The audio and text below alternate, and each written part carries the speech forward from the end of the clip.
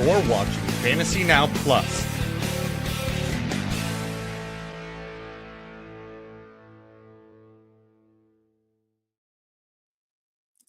What is up, guys? Welcome in to Fantasy Now Plus. It's playoff time, and Playoff Best Ball is just about wrapped up on Underdog. As you can see, there is only the Mitten 3 left, and that's what we're going to be drafting today. Before first game kicks off in, I want to say 3 hours from now. So that's what we're going to be doing, drafting some Playoff Best Ball teams on Underdog. As always, if you want to get in on the action on Underdog and you have not yet, please use the promo code as seen at the top of the screen, FN Plus. When you play $5, you will get $75 in bonus funds. That can be used on pick'ems, that can be used on these Playoff Best Ball drafts.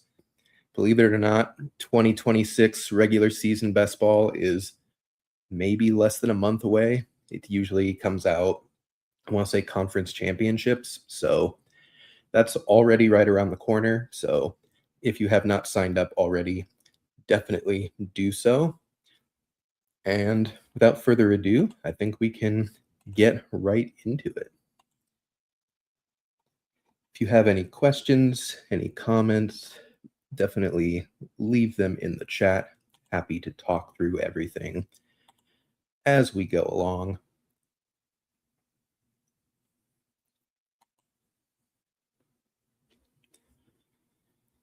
So, if you have playoff predictions, drop those in the chat as well. Who do you think's making the Super Bowl? Who do you think is winning the Super Bowl?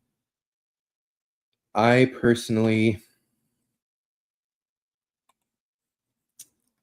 I kind of believe in the Jaguars a lot, and I don't really know why.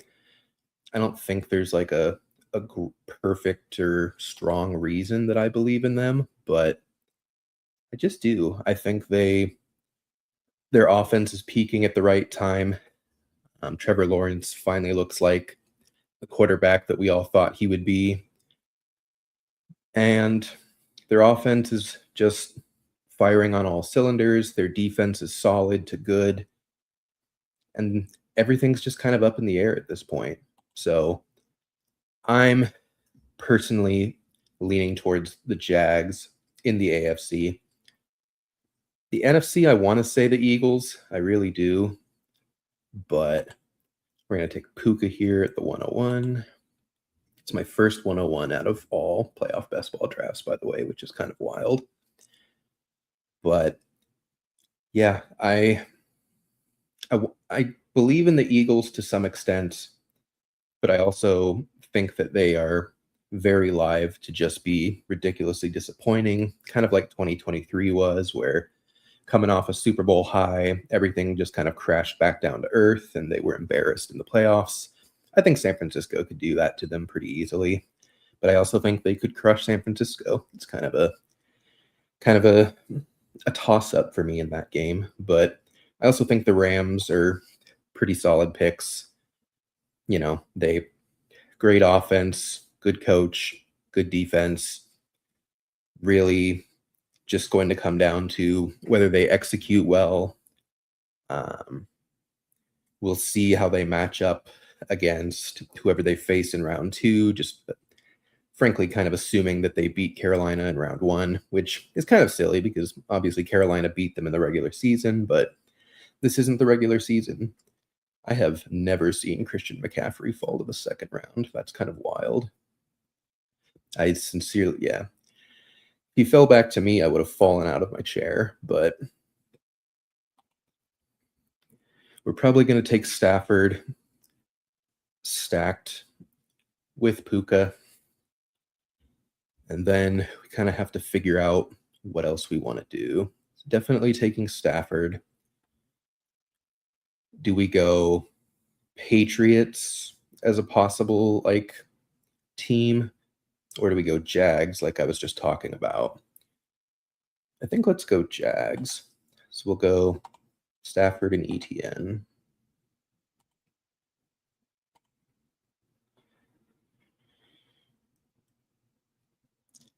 Feels like a good start. Obviously, would have loved for Kyron or Devontae to fall back. They did not in this draft. They went to the 6 hole, but that's okay. Um, you know, even if you are playing a Rams Super Bowl, you can still get pretty easily to 4 Rams players that you feel okay about. You can take Blake Corum later, and you can kind of just shoot your shot on one of the 18 and a half tight ends that the Rams use. I'm not really sure who I prefer between Parkinson and Higbee. Terrence Ferguson has kind of been removed from the equation, just has a hamstring injury, sounds relatively serious. So we'll see how that goes. I'm going to hope that Jags come back. We'll see if they actually do. But either way, Blake Corum is relatively high in ADP here. I'm going to push him. If he gets to the 6 hole, then so be it. Rams can just be advanced pieces at that point, and we can play through a different team for the Super Bowl. That is totally fine. Kind of just depends on what the room does here. So we've had Sutton go. Interested to see. So he's got a Giga Eagles stat going. So in theory, he's taking Goddard, but we'll see if he does. He does. So we do get the Jaguars. I'm going to go ahead, take Jacoby, take Lawrence. Feel good about that. We're one piece away from being able to roster a Rams-Jaguars Super Bowl. Just need a flex. But we can kind of play it either direction. It can either be we take 4 Rams and then just have a couple AFC teams that we have pieces of. We can go all in on Jags and use the Rams as advanced pieces. Plenty of options here. Again, if you're new to Playoff Best Ball, the goal is to get a team to the finals of this contest, which is the Super Bowl. So basically, you are trying to predict the Super Bowl to some extent without necessarily, drafting 10 players from that, because you still need to win out of your pod. You still need to actually produce fantasy points with your team. So that's something that you need to focus on. And it's definitely a difficult balance. To build an ideal team, you usually end up needing a lot of people to kind of stay in their lane. Like, you're obviously not entitled to players like, Blake Corum went. If someone takes a Jags player unstacked, yeah, he took Parker Washington. Like, that's not terrible. Like, that's not a fireable offense or anything. But we're going to take Brian Thomas Jr. here. And then, man, running back is just gross already.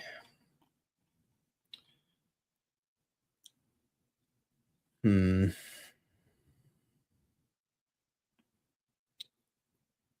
going to take Omari and Hampton. I know he's questionable, but at the end of the day, really looking for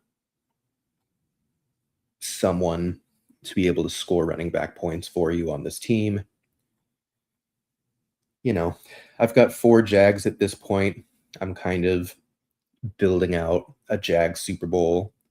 Rams is not really as likely. You can still draft pieces for them, but you definitely want to pivot and just kind of stick with Jacksonville at this point. There's still Jacksonville pieces that are totally fine. Brenton Strange, totally fine. Bashal Tootin is far-fetched, but certainly not impossible. And now at this point, I need 1 Jag. It's probably going to be strange unless someone takes him at random, but at this point, we're just looking for players that can score points. So I'm looking at Kyle Monangai. I'm looking at Kenneth Gainwell. I'm looking at Jalen Warren. I'm looking at Rico Dowdle. At wide receiver, we're looking at Christian Watson, Luther Burden, Colston Loveland, DK Metcalf, QJ, Rome, Tet.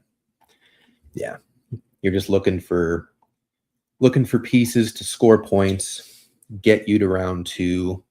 Most teams are dead by round 2. Like, to be honest with you, there's going to be plenty of teams who didn't draft optimally for the Super Bowl.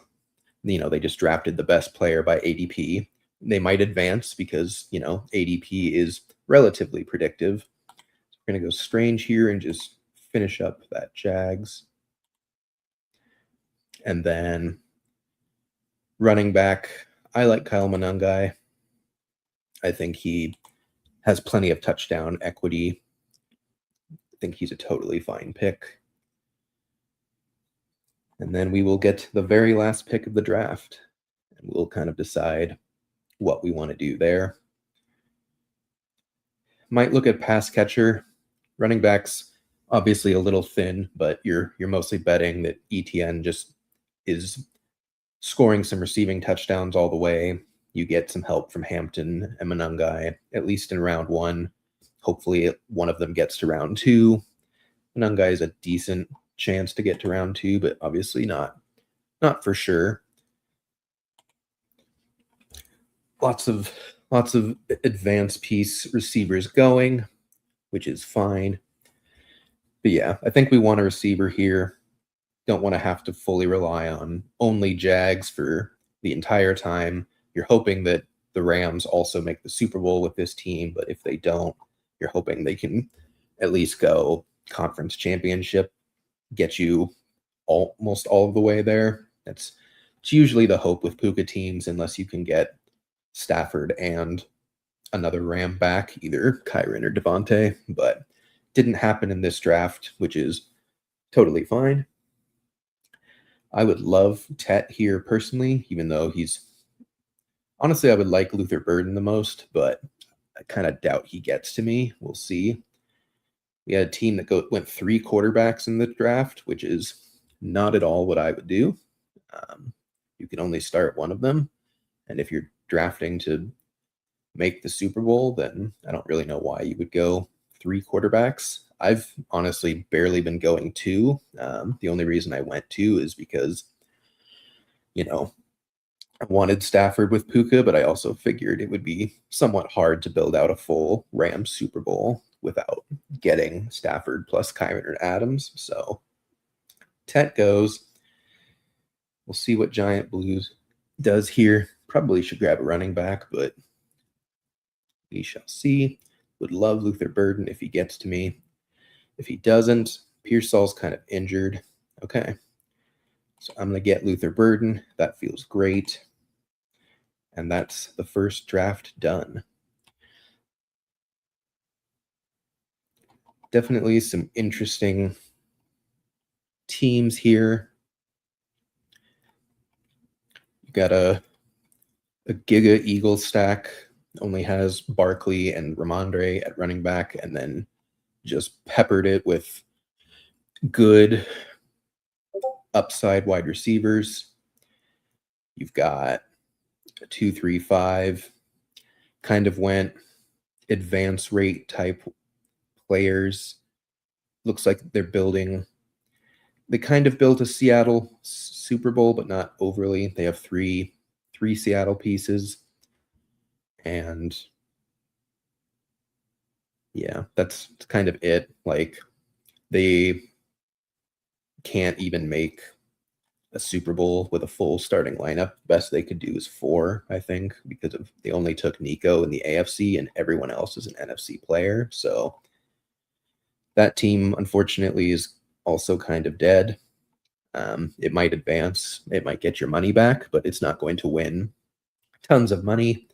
Again, 3 quarterbacks. Just kind of a weird decision, especially taking May in first. Like, going Bo Nix is a good idea. Like, he could have gone full Broncos Super Bowl here, could have had May and McCaffrey for advanced read, but then just takes a triple Houston stack as well for no particular reason. So very bizarre. But that is our first draft, and I think we are ready to bring on a guest and my Get Tilted co-host, Mr. Brian Rockwood. Brian, how are you? I'm so good. How are you doing? I I came am, just in time to see the first draft. yeah. I'm shocked that this hasn't filled, honestly, but I'm ready to draft more of them. There's still like 20,000, 18,000 entries left, so I was expecting this thing to be filled, but I'm not going to complain. It's more shots for us, and I'm excited for playoff football, excited for regular season best ball just around the corner. The season never really stops with best ball is kind of my favorite part about it. It's just drafting over and over again, and excited to get into it. Yeah, I have thoroughly gone off the wagon and have drafted a ton of teams. And I'm mad because for the Little Mitten, I was kind of planning on maxing that out, and I was too slow. It's crazy. And anything under $5 on Underdog fills within like a week at most. And for time box contests, yeah, I think it lasted like 2 days or 3 days or something like that. It's insanity. What stack did you go with on round one here? Started with Puka and Stafford, but didn't get Kyron or Adams, so kind of pivoted to a Jaguars Super Bowl in the end. And they're just going to use some Rams advanced pieces. That has by far been one of the teams I like drafting the most. Yeah. Because I feel like how that game script goes between the Bills and the Jags is it's going to be a lot of points. And even if the Jags don't make it to the Super Bowl, like it feels like it's almost, I mean, I don't want to jinx it, but it feels like it's almost a certainty that you advance because of the Jags players. Yeah. And then you hope the other half of your draft gets there to get to like the championships. Yep. Yeah. Especially because, even with ETN's ADP climbing quite a lot, it's still like in the 12. Like you can get it at the 1-2 turn, 2-3 turn. So I love playing Jags. I really like playing Broncos, but for some reason I just keep getting like my stacks broken up by people. So that's been a little frustrating. But again, as I was saying, I'm not entitled to an entire team just because I draft one player. This is an unfun spot. You've got 2 is a bummer. Yeah. I see a lot of people bring Saquon up here or Josh Allen up.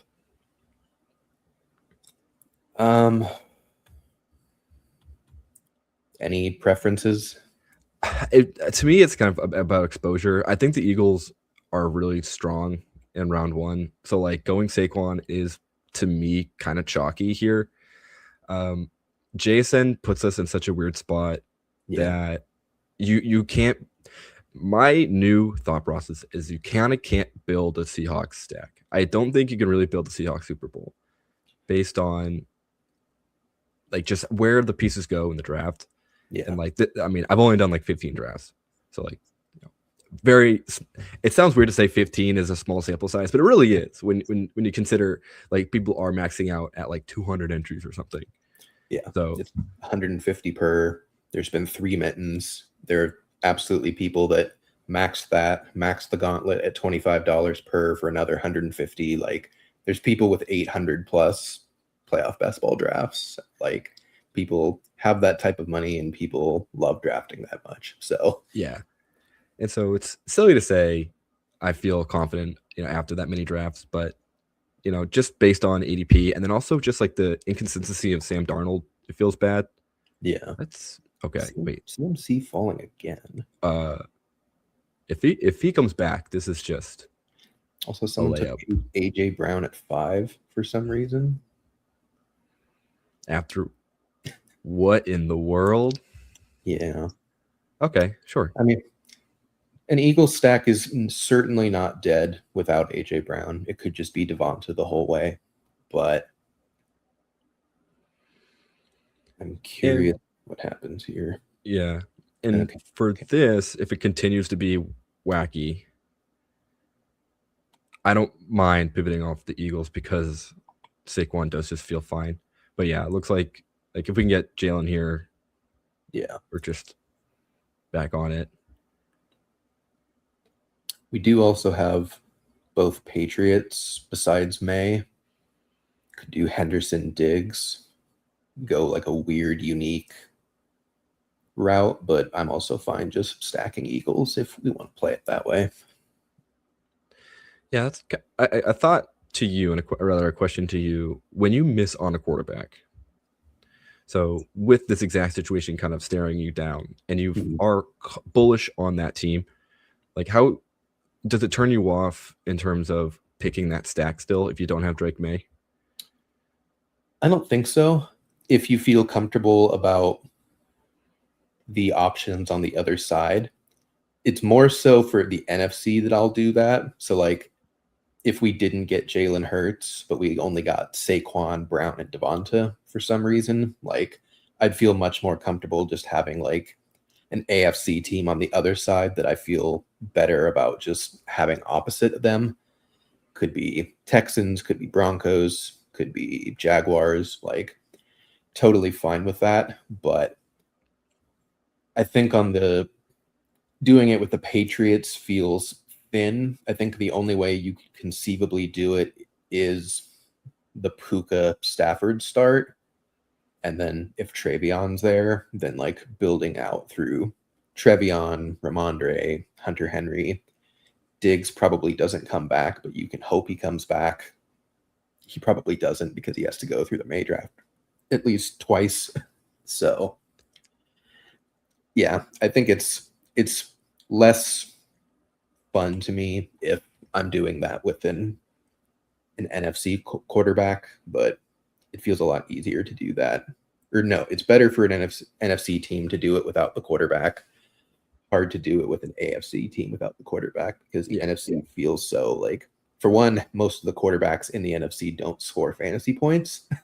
Like Sam Darnold, no thanks. Bryce Young, not going to make it. Even if he does, no thanks. Like Caleb Williams, very 50-50. Jordan Love, very 50-50.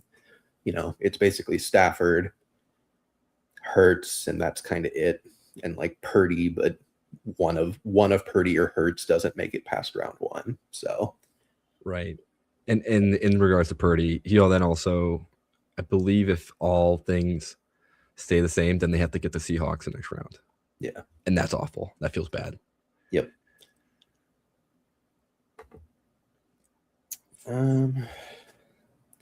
We should be uncontested for Goddard. That would get us to 4 Eagles. We could then play it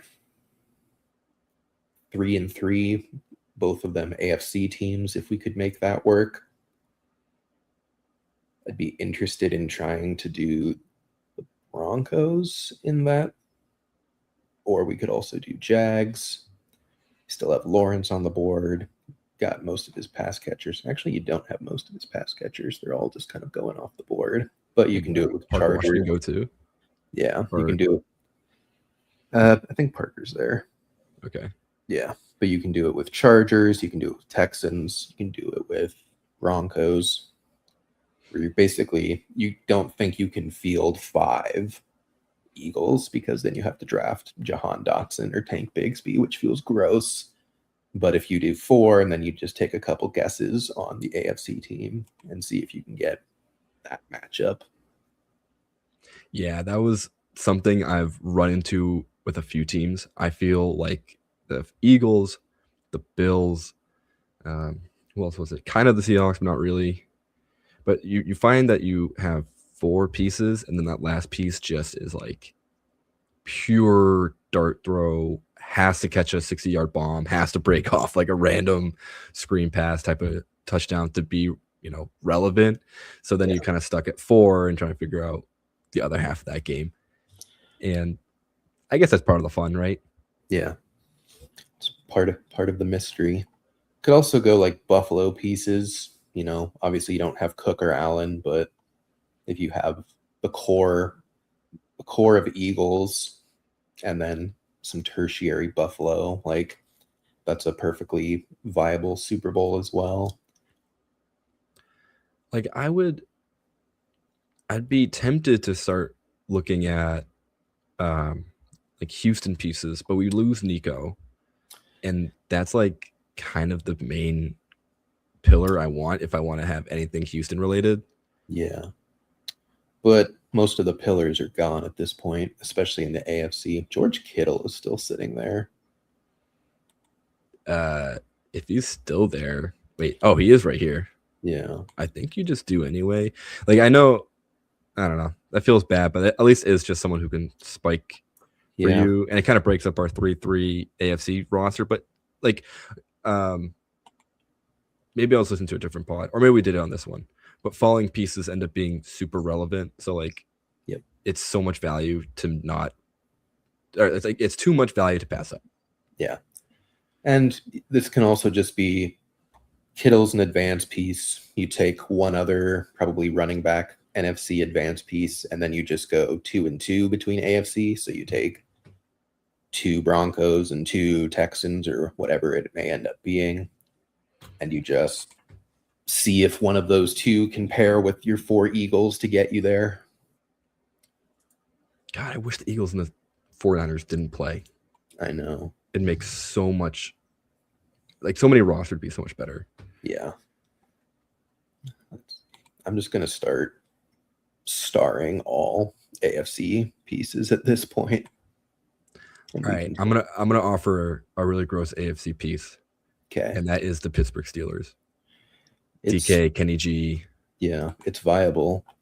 I honestly like Warren more than Kenny G, simply because more people are into Kenny G, and that feels bad. Of like, this guy's only had one good year ever, and it's this year, and Jaylen Warren is like actually provably good at football. Really hope we get Marks here. That would be nice. That would be huge. Let's see. I know. I want to believe in the Niners so bad, but that defense is really bad. Did they get Fred Warner back though, right? If they win, I think. Oh, I think it's next week or maybe even conference championship. We do get Marks. Sweet. I'm going to smash the button on that. So we definitely want... where are they? They are very far down here. Higgins. Yeah. Schultz. I think Jalen Noel is almost undrafted. Yeah. Somewhere. Eagles going to smoke the Niners 34-10. That's, I mean, John, I'm sorry, but if that happens, that's great for our roster right now. Yeah. Because I hope that those points go to Saquon and Devonta. Yep.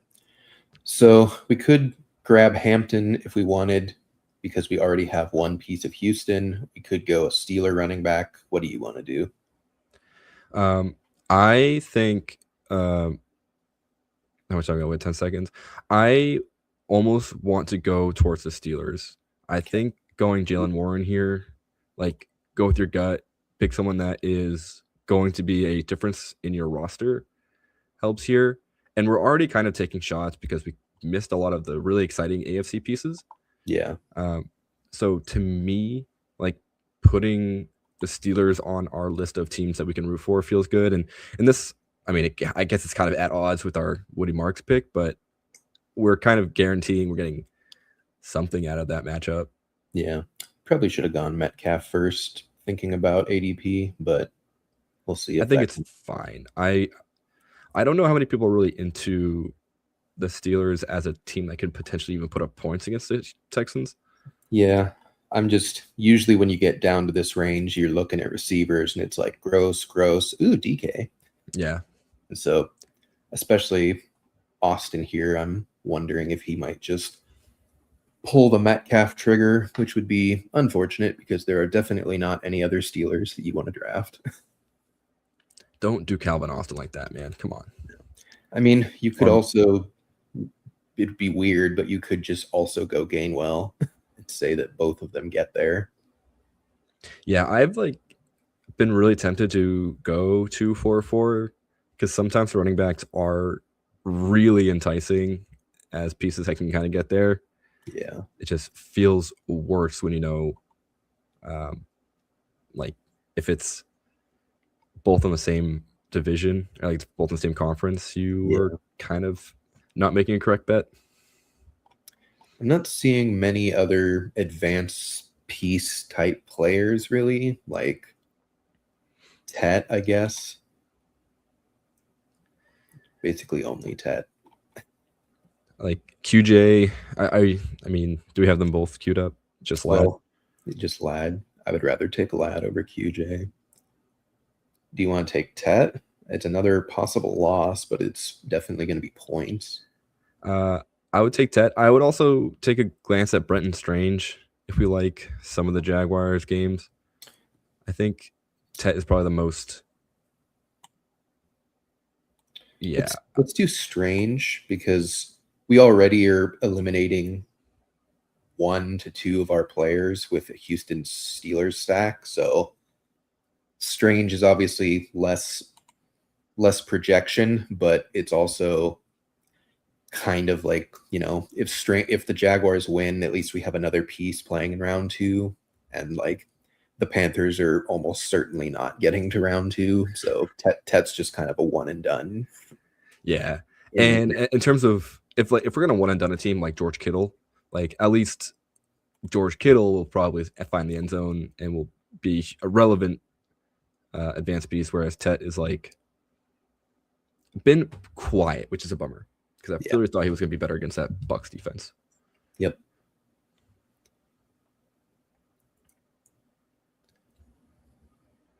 So we have so we got our 4 Eagles. We have Woody as an AFC piece, Jalen Warren as an AFC piece, and then DK, Brent Strange, and Kittle. So we got one last one. Yep. And then this should be a Texan to pair with Woody Marks. Do we have just one QB? Yeah, I figure with Hurts, okay. Kind of just, if they're making the Super Bowl, he's probably doing something. Fair enough. Do you want to pick Stroud or just? Yeah. That's fair. The odds that Stroud even hits the lineup over Hurts anyways is already kind of low. It would have to be in week 1, but also Hurts has like the best matchup in the playoffs in week 1. So I would rather just lean into that. Do we want Higgins? Do you want Schultz? I think Noel's kind of a too galaxy brained. I would probably go Higgins just because he might have a higher ceiling than Schultz. I think we have a lot of good floor guys between Goddard, Smith, and I guess Kittle's a floor. Whereas Higgins can do our 70-yard touchdown, and he's generally a touchdown target, a red zone target. We went tight end heavy at receiver, but 3 and 3 really. 3 receivers, 3 tight ends. I think that's good. So final team: Jalen Hurts at quarterback, Saquon, Woody Marks, Jalen Warren at running back. And then at the wide receiver / tight end position, you've got Devonta Smith, Dallas Goedert, George Kittle, very far past ADP, DK Metcalf, Brenton Strange, and Jaden Higgins. Man, there's just something about that Houston game that feels like it's actually just a 50-50. I forget what the line is. It might be like 1.5. It might actually just be a coin flip. I think it is. Like, Houston should win, but they're also the type of team to play gross enough that Pittsburgh stays in it and could just win on accident. So, yeah, it's a game that no one's looking forward to. Yes. But I don't know. 3-point spread. Yes. The Texans are 3-point favorites despite Steelers being at home. The over-under is 38.5. Just gross. Like, yes, it's Aaron Rodgers, but it's 41-year-old Aaron Rodgers against that defensive unit. Like, he does at least have Metcalf back, because this would be horrific if he was still suspended. But, it's Metcalf against Stingley. Like, that doesn't feel great. You're now hoping for one of the 14 and a half tight ends on Pittsburgh to do something. It can't even be Darnell Washington. It has to be Freiermuth or Jonnu or Calvin Austin or Marquez Valdez-Scantling. Like, it just feels unlikely. But also Houston just plays so gross, and just CJ Stroud has regressed so much from his rookie season, and that offensive line is so bad, and their running game is awful. Like, Woody Marks is not that good at the role that they have him playing. Like, he's a receiving back that you put in space, and they're having him run between the tackles every play and not throwing him the ball. And they have a bunch of exciting young receivers that they don't throw to. They only target Dalton Schultz and sometimes Nico. It's just, it doesn't make sense, because they have won 9 straight games despite this, despite all the offensive red flags. I think, yeah. And this is why part of me thinks a Houston like Seahawks Super Bowl is very viable. Yep. Because defenses like is everything, especially at this point of the season. And like the Broncos Texans game to get there is going to be an absolute like bloodbath. Like, that might be like a 10-7 game.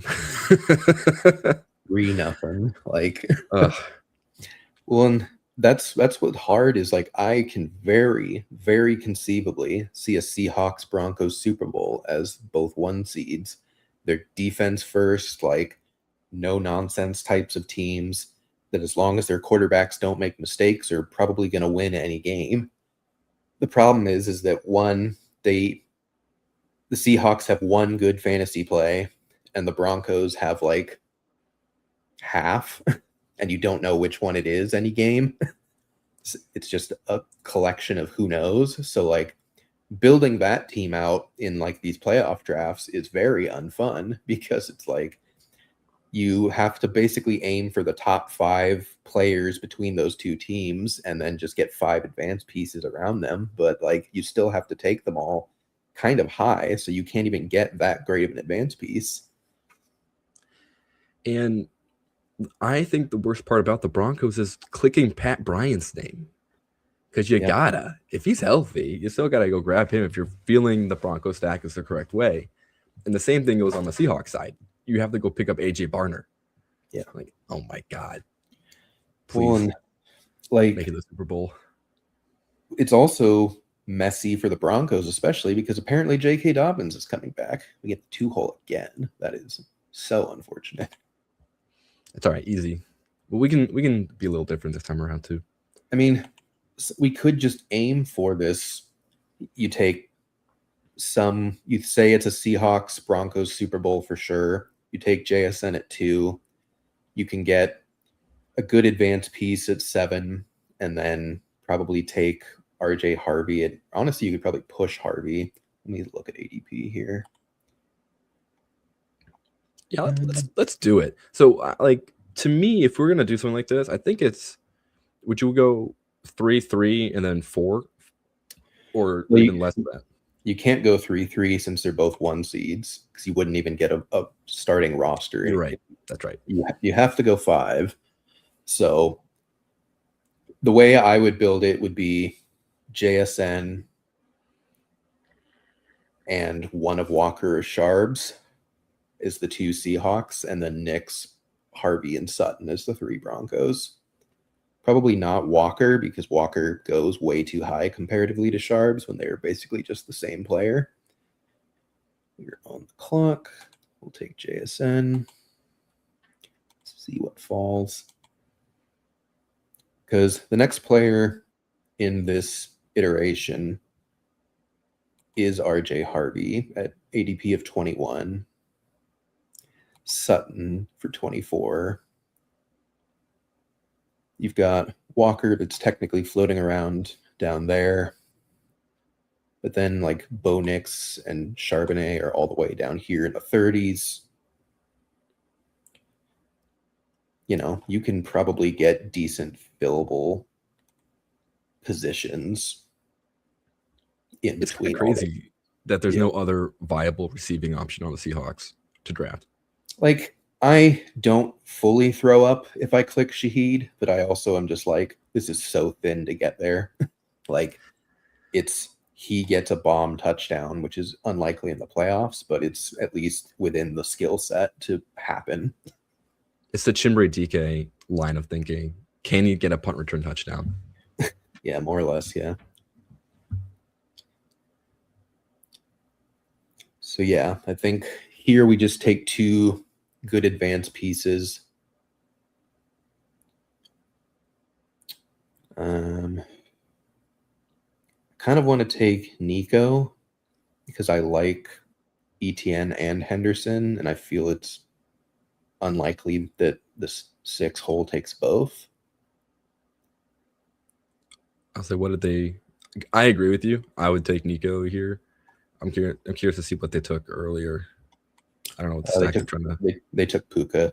So okay. So they're taking Stafford and yeah, Stafford and probably one of them, but we'll just take whichever one falls. Take Hendo. Take Henderson. I think ETN is probably a little safer. Yeah, but I think Henderson also has more upside, which is interesting. Like, Jacksonville's just going to be... No, that's fine. All right, we'll take the upside guy. Like, Jacksonville is just going to be, if they win against the Bills, their next matchup is probably the Patriots, which will be another shootout. And then they probably face the Broncos. So, like, 2 out of 3 weeks, they just have basically the best matchup of any playoff team. Yeah, I was looking at both 3 seeds. It's really nice if you lean heavily into Eagles or Jags because of that exact reason. Yeah. And it's just sucks that they are more for the Eagles that all of their ADP is so high. It's like getting the stack is both tough if you're in like the 1-2 spot, but then towards the end of the draft, it's pretty easy to lock in Saquon, AJ Brown. Yep. So we do lose Harvey. What? Why? Come on. All right, that's okay. Yeah. We'll just take Julian McLaughlin. We can also just pivot to just a pure Seahawks Super Bowl. Like, we have 2 good AFC pieces already. If we can't, like, if Sutton goes, obviously you just bail. Yep. Like, I'm also fine just taking Walker and Sutton here and just saying that no Broncos running back is what you need. Just take 2 Broncos pass catchers. It's Bo Nix all the way. Harvey has struggles for most of the playoffs. J.K. Dobbins comes back. They vulture each other. It's not the craziest thing in the world. Would you go Sutton first over Walker since Sharps is still floating around later? I would. If we still wanted to get that piece and like we still kind of want to follow our game plan, I do think that Sutton is more important to the Broncos' success than Ken Walker is to the Seahawks' success. Yeah. And I don't know. I still feel like people are shaky on Ken Walker based on what we've seen the past few weeks. Yeah. He had a really good game last week. No. Against the 49ers, he had a good game, right? Yeah, last week. Yeah. They both did. Yeah. Would you take Walker or would you take Nix to ensure you get him? I guess we also still have Darnold later if we want. Yeah, I would take, based on ADP, I think it would be Walker because they're going to come back. I think both Nix and Sharps come back to us. So I think we do take Walker just on the ADP game. Okay. The RJ Harvey drafter is the only one we're worried about. And if they do take Bo Nix, whatever. He's having a weird draft. He has 4 different teams so far. So he might just be going by ADP. He's trying to figure out. I have no idea what he's doing. Like, not a clue in the world. So this guy is Rams and Jags pretty strongly. This guy is cannibalizing himself with Niners and okay, so he Oh, takes good luck. Bo next. Oh my lord. Okay, That's kind of what I was afraid of, fair but enough. we still have Darnold, so again, it's not dead. We will need a second quarterback on this team, though, so we do need to keep that in mind. I think, and you're gonna hate this. If we go Darnold, I think we do then pick late round Stroud. I'm good with Stroud. I'm good with Herbert. Herbert might be better, but I mean, we'll see. Stroud might be nice simply because he probably gets 2 games, and Herbert most likely doesn't. Yeah. But Herbert probably scores more in week 1 than Stroud does if you just had to project it out. Hello, Aquavision. Thanks for hanging in. See, this is I like what the 6 hole is doing. Just got Allen, Shakir, Kincaid, has 2 Eagles to bring back. It's just a very clean bet. And now you just draft some advanced pieces, and then you grab Ty Johnson late or whatever. Yeah. I'm not huge on drafting Bills outside of Allen and Cook, but Same. when the draft falls in your way that you think, yeah, I can believe in a Bills Super Bowl, it feels very powerful. Like having every piece of the Bills offense feels pretty good. Okay, he just took Darnold. He has 3 quarterbacks.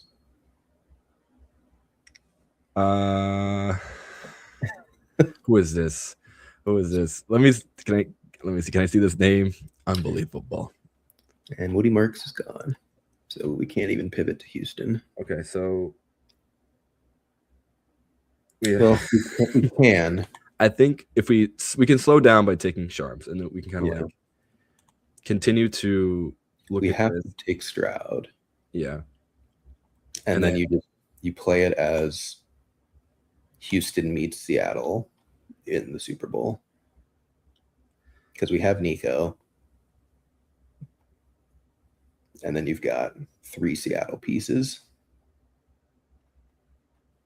I'm just trying to think if we take an NFC quarterback or not. I'm starting to think no.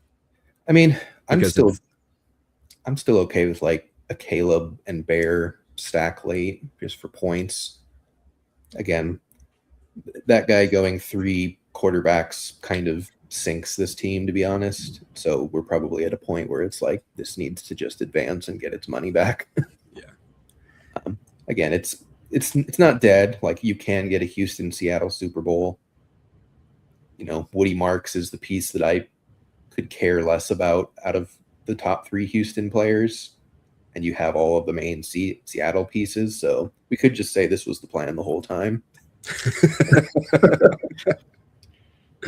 I think one pivot option is to go Caleb, Burden, Schultz as our last few pieces.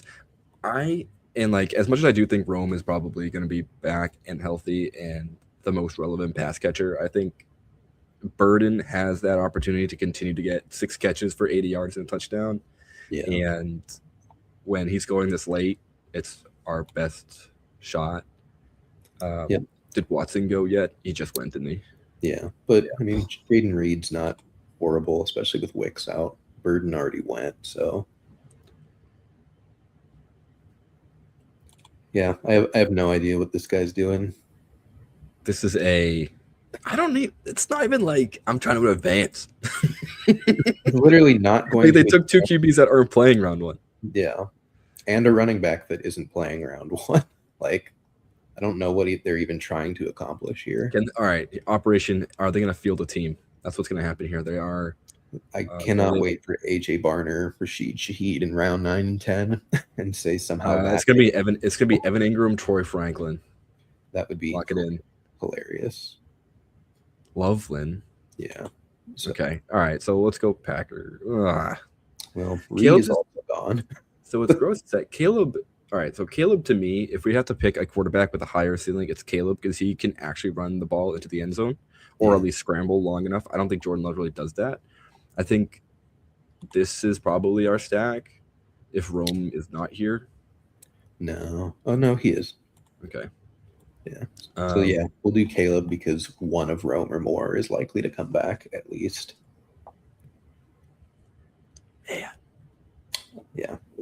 Unfortunately, this is just how it goes, especially in like smaller dollar drafts where people just do weird stuff for the sake of it. Like sometimes you just have to completely 180. I feel decent about the running backs. Not amazing. We'll go Rome. Yeah, I know. It's such a bummer. But I mean, like, these are 3 alpha receivers, possibly 4 if you think Rome just eventually figures it out. Like, the problem is that 2 of them aren't playing in round 1. So we definitely need another receiver, even though I wish we could do another running back.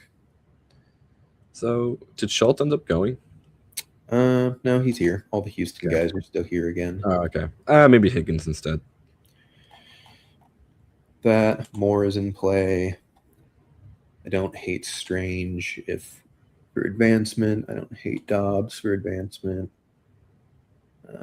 We can't go Seahawk or Bronco because we need people that are playing. That means you probably still have Gadsden McMillan available. Do we have McMillan available? I don't think so. I think he went. What? Yep. Wow. 9.5. I'm taking him a lot. Like, you have to get out of round 1 and like they took Shaheed. I don't think they have OT. Yeah, Higbee, Loveland, Lawrence. Like, they don't even have a Super Bowl. They have at best Adams. All right, so they do have a round 1 team, but it's only those players. So if anybody misses, we're just done here. And Tyler Higbee has to score a lot of points. Oh, he just got activated. Wow. Okay. Cool. Okay, so we think Higgins over Schultz or Schultz for safety? I would maybe Higgins. He probably just is better. I don't know. Schultz is good. I think Schultz is plenty fine. He's just a PPR guy, and in this format, I think it's half PPR, so it's not as tempting, at least in my mind. That's fair. And that way, we'll also have more exposure to Higgins. Not that we really want to, but it just has happened that way. So we can root for the same game. So our Broncos Seahawks stack got upended for legitimately no reason, but whatever. So we're going to roll out CJ Stroud, Caleb Williams at quarterback, Trevion Henderson, and the 2 Seahawks running backs at running back. And then at wide receiver, hopefully we make it out of round 1 because we have a great team if we do. But at receiver, we have JSN, Nico Collins, Cortland Sutton, Roma Dunze, Jaden Higgins. I realize now why you were very interested in running back is because we have our Henderson eggs, or all of our eggs in the Henderson basket, I should say. Yeah. But I realized right as we were talking about it, that we have 2 great receivers on bye. So we absolutely had to make sure we had a 3rd receiver playing in week 1 to at least give us a chance of 2 good scores. For what it's worth, this draft may have gone sideways very quickly. It's a good example of what happens when we try to aim for something like this and how fragile that roster ends up being because, you were making sure you have to have 5 players in the first round and hope that no one else randomly breaks up your stack. Yep. You good for more of these? Absolutely. Let's dive back in and hope the 2 spot. Yeah. We're still only at 96,000. I don't think it's going to overlay, but it honestly could. It's supposed to get to 112, and we've got, 3 hours? 2 hours? Yeah. 4 hours? I'm not good at time. 3.5 hours, I think. 3 hours to 3:30. 4:30. We get the 2-hole again. All right, here we go. What different strategy do we think we can get into this 2-hole? Because not that we can't keep drafting the same team over and over again, because I think that's also a way to get a bunch of money. Yeah. That's right. I drafted one this morning where someone took Allen at the 2 and Cook fell all the way back to him in the second, because everyone was just sticking to their stacks. No one was going by ADP, so it's possible. I like those lobbies because it really becomes a like, do you know ball type of lobby. Is your pick are your Super Bowl picks just better than everyone else's? Yep. I also don't mind pulling him up to 2. Getting semi-unique. That feels more of a safer bet to get Henderson on the back on the return. Yeah. But also like kind of my counter is that you win by getting ridiculously good stacks, and Josh Allen at the 2 hole with James Cook falling all the way back is a ridiculously good stack. Yeah. And that type of fall is like how you win. Yeah. I feel like I've never won, so I should know how to do that. But it feels like that's how you win. So my thing is also, if we don't get Cook back, Allen is like probably the best possible advance piece quarterback out there, because he's putting up a big score either way, and there's possibilities that they actually win the game in advance and continue to move forward. So McCaffrey going early is good. We'll see how this plays out, because you could still, well, you could go Trevion, you could go ETN, could go Eagles, depending on if AJ Brown goes. So Cook goes at 4. That's fine. I would, if possible, I would probably go Henderson. I don't know if I want to do ETN in the same game. That's fair. All right, so what happens if the Bills win? So the Bills win, we have to hope that the Chargers win, which does unfortunately mean we have to I guess it doesn't matter, because I think the Texans are winning. I'm trying to figure out the bracket stuff for Josh Allen, and I do think they actually end up having the hardest schedule possible, because say they beat the Jags, say Texans win, say Patriots win, Bills have to go play Broncos in Denver. Any interest in Eagles? I would absolutely be down in Eagles here. I would very much be interested in AJ Brown, and then pray Hurts comes back around. Do you want to still take Henderson or just go AJ? I would go AJ first. I think he's just a more, I don't know. I find him to be a little more reliable piece. And then my problem is, like, even if I took Devontae, I don't think Hurts comes all the way back around, because I think the sake, like, Hendo's still here, though, is the interesting thing. He's a major tier at running back for me. Then I would say we do Henderson, just give up the Eagles stack. Okay. Yeah, just give it the Eagles stack and just say, look, we're going to use AJ Brown as our advanced piece. Have Henderson be our explosive, high upside guy on the same side of the AFC bracket. Yeah. And then it's also kind of keeps us open for our Super Bowl team. We're not locked in too early. Yep. And, like, you never know. I guess that the Saquon player is probably going to get Jalen. Ramondre in 3rd. For what reason? Yeah, ball knower. They get it. Okay, this person's just drafting running backs for funsies. This person took Hurts unstacked. This is a okay. Never mind. So nothing matters because it's just chaos. Yeah. All right, that May stakes. All right, that's a pretty good. I like what Team 6 is doing here. See, I thought he was going to go Smith and Hurts if he got it back to him, but he didn't. I guess this guy just decided he's going to take Hurts and dare anyone else to take Devontae on the turn. And they go, all right, we're going to take Devontae, and then they hope for Goddard to come back. Yeah, which, okay. How do we pivot out of this? Could be a Denver team. Could be a Denver team, but we could go Jags again. Welcome back, Jags. Yeah, we're down ETN though. I know, and I did say pass on ETN. Well, we didn't even It's the same guy. It feels familiar, but maybe it's not. I don't think so. The other guy was, I thought, New York Jets fan. Okay, like I still kind of want to take Devonta Smith, or is he gone? Oh, he went. He just went. He went He right went. before Oh, Harvey. he went. Okay. So what are we thinking? Could go Seahawks. Could go Jags. I think we kind of pivot to Jags.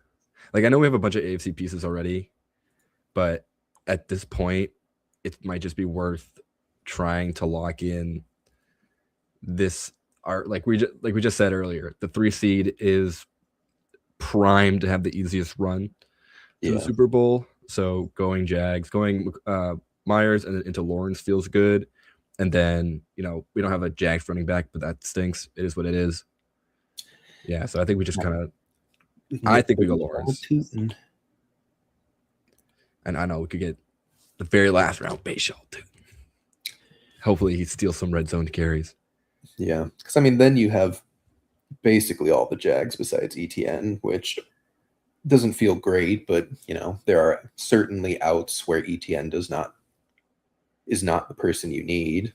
Like if he gets injured in round 1, then you're just like, man, I wish I had any Tootin teams. Yeah, and what really stinks is that we have 2 AFC QBs. Yeah. I that are do playing think, each other. I know. I do think, though, this has, like, just the way the draft has gone has forced us into this. Yeah. It's been kind of a wild draft. And if we truly feel inclined, I feel like you can take an NFC QB, but that feels kind of wasteful. No, your bet, because you can even just make the bet that one of the Bills or the Jags are getting there, and everyone else is just advancing you. I would probably say that, well, maybe that's too aggressive. That feels almost like a real betting line, kind of like storyline, is that the winner of this game has the highest chance to getting to the Super Bowl. Yeah. So, like, I'm fine tacking on, like, one Bill down here. Probably still building out 5 Jags, just because it's easier to build out, and Shakir is gone. Yeah. So, as long as Kincaid or Knox, I mean, it feels so weird to draft Austin Knox, but he pretty sure he's like scored in the past, like, I think DeAndre Swift is a must if he's there. Yes. It's an NFC running back. Playing Bears as well, like, just being like, I'm taking Bears is not terrible. Not the worst. 5 Jags is the move. Honestly, like, I have tried to draft as many Jags as I can, namely Parker Washington. I've taken Parker Washington a few times, just like unstacked. Yeah. Just because I think he's just that guy. I think that, like, offense is so much better when they target him over Brian Thomas. Any dart throws we like? I've started to really come around on DK. I know that matchup sucks, but I like that dart throw. Quentin Johnston, too, is just one that I like. I can see it in my brain as a Pats fan. Like, one big Quentin Johnston play kind of opens up everything, and then the game kind of goes as expected. Yeah. But I don't know. Is there other dart throws that we haven't really talked about that you like? I know you semi like Shaheed. Like is a strong word. I know you can tolerate Shaheed if the stack demands it. Weirdly, I think Kayshon Boutte is really interesting to me, like, because the Patriots have a decently conceivable pathway to winning the Super Bowl or getting to the Super Bowl. Like, everyone's just going to be like, it's Diggs, it's Henry. It's definitely Diggs. I don't think it's Henry. Like, Henry's been very much like he's fine and had a couple great games this year, but Boutte has kind of had the same. And when the Patriots are playing at their best, it's usually because they've hit a couple long bombs to Boutte. So, like, he's kind of my favorite dart throw as far as, like, even if I don't have any other Patriots, like, I'm fine just, like, tacking him on. Kind of like Alec Pierce in regular, like, DFS and whatnot. Like, it's just like, yeah, he's just going to catch 2 long bomb touchdowns. And he gets you there. Yep. Very low commitment, too. We're gonna take Strange here, assuming we don't get sniped. If we get sniped, this team might be dead, but whatever. I mean, there's a lot of things going on with this team that we might be just dead on arrival anyway. But that's fine. Take Strange. Tootin should be our last round pick. Would be silly for someone to draft him. Is Kincaid? Kincaid's gone. We could take, if we want to do something really wonky with the Bills, like we could take like Brandon Cooks. Yeah, Or Metcalf was interesting. Loveland is interesting. Tet is still here. Or we just take Tootin to make sure this team's not dead and then see what comes back. But I would prefer Loveland over Tetaroa. Need another TE. Well, I don't think we need a tight end per se because we don't get a tight end slot. Yeah, but as far as like pass catchers, Sure, it's thin anyways. And he's probably outside of Burden is probably the bear you want regardless. Just yeah. I mean, I just think Loveland is also just like elite. Well, I shouldn't go that far. It's been one season. I think he's very good. I think he's a very promising career ahead of him, and he looks to be a target earner in that offense. It's very weird because there's a lot of folks who still have Tyler Warren over him, and I don't understand why. Like, Warren's good, absolutely, but like Loveland has like 4 career games better than Warren's best game already, and Loveland was a part-time tight end for like 60% of the season. Like Loveland just scores fantasy points and Warren just kind of doesn't. I can see it. It's because Warren is, I'm going to call him a more complete tight end than Loveland. Yeah. And so in theory, Warren's going to see the field more, and in that offense, he's needed a little more. Like that story, I can tell myself for sure. But seeing the tape, oh my god, I'm shaking my desk so much. Loveland just looks better. He just looks more explosive. Warren feels more like a player that will play for a long time. Sorry, I'm staring at my baby monitor. Make sure he's not waking up. But yeah, thought it was DK. All good. I don't know. I have not done many DK drafts. Does that have a tight end slot? I guess. Yep. That would make sense. That's why Jake's saying that. 2 extra rounds, and you have to start a tight end. Woo. All right. Those teams must get wonky at 12 rounds. Well, I mean, you take more tight ends just in general because of it. Like, Gadsden is like way more drafted over there. Like a lot of the Rams pieces are drafted way more over there. But having the 12 rounds is really nice if you go in on some of these like very concentrated team bets. So like if I'm doing the Jags, for instance, like, and I'm feel comfortable, I'm only taking Lawrence as my only quarterback. I'm not going to take a second. You take your 6 Jags pretty evenly, and then the rest of it, you're just, if you took Kittle early, that's great. You have Strange and Kittle, you're done. At tight end, you just load up on receivers because it's full PPR. You grab like 2 other running backs outside of ETN, and you feel really strongly about your teams. Okay, I take that. Maybe, well, I have a couple hours. Maybe I'll do a couple on DK. Yeah. So, final team. This one, it got wild. We had to pivot like 4 times.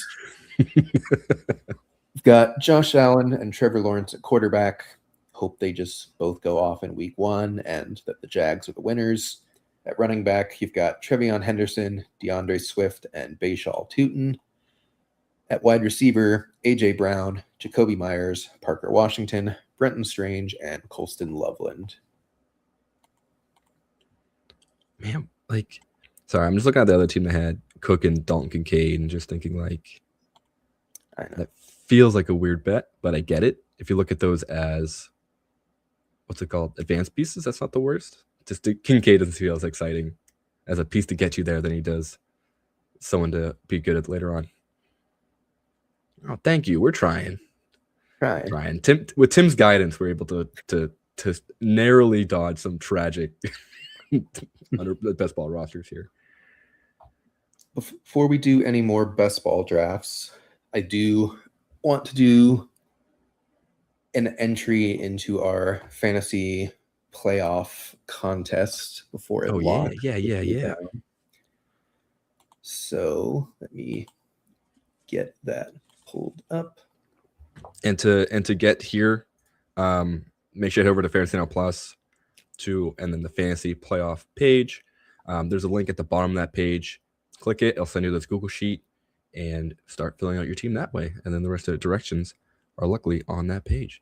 Yep. But basically, to go through it, 13 roster positions, 14 teams are currently in the playoffs. You can take one player from every team. One team you will completely fade. $10 entry, multiple entries. If you are into the FFPC, this is a pretty similar format. Instead of a team defense, we do a super flex position. So you will conceivably start 2 quarterbacks if you want, or you can not in a super flex, but I wouldn't fully recommend that. And yeah, nothing special scoring or anything like that, just standard half PPR, I believe. So if you want to join, you still have time before the first game starts, before this locks. $10 entry, you can do as many entries as you want. First place gets, I think it's in here somewhere. 70%, I believe, of the pool. I'm going to dox myself, but it's fine. Yeah, 75%. Second place gets 10%, third place 5%, and then we give 10% to charity for Extra Life. So, yeah. Obviously, once players are eliminated, they're not going to score points. So you want to layer your bets and layer your team how you want to do it. I will give you the first pick. Who would you like to go at quarterback? There's a lot of good options. I mean, I think it's kind of one or two players. It's either Josh Allen or Drake May. I think John and Curtis, when they were doing their stream, kind of said the same thing. Yeah. I personally bias. Also, he's a second team All-Pro, so I would just pick Drake May here. The other quarterback I really like too is Trevor Lawrence. Yeah, who has been legitimately on fire.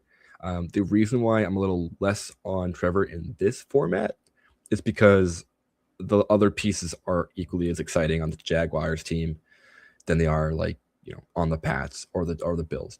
So talk myself into it. Maybe just hit Josh Allen first, because actually, yes, I'll do that, because we missed out on James Cook, which feels bad, but otherwise there's a lot of running backs that we can kind of do to replace that. That's kind of where my head is at in a very quick manner. So, okay, it's 12, not 13. So you're fading 2 total teams.